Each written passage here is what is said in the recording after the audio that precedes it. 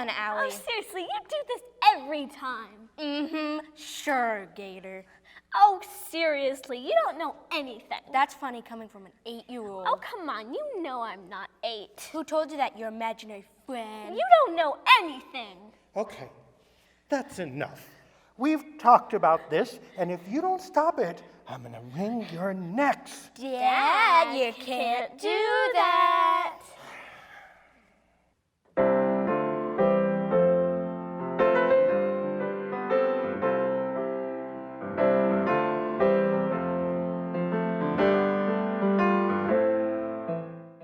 You shall not kill.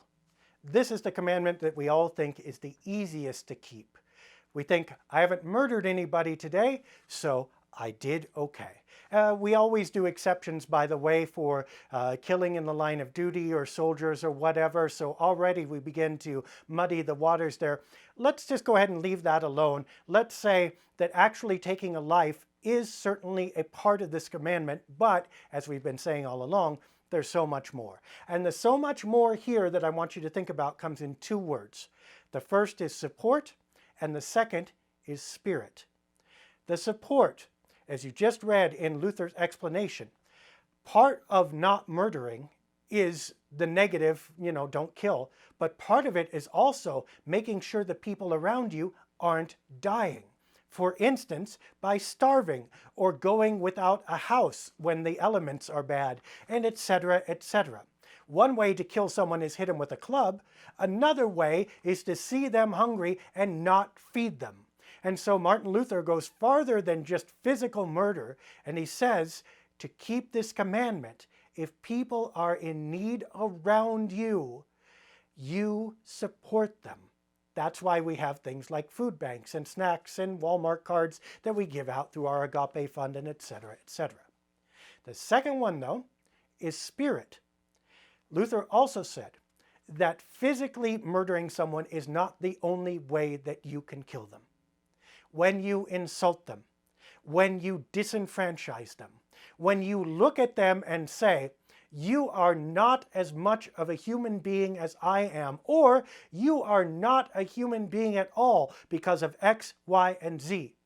You may not have physically killed them, but you've done all the things emotionally, interpersonally, and socially that you would do if you had killed them.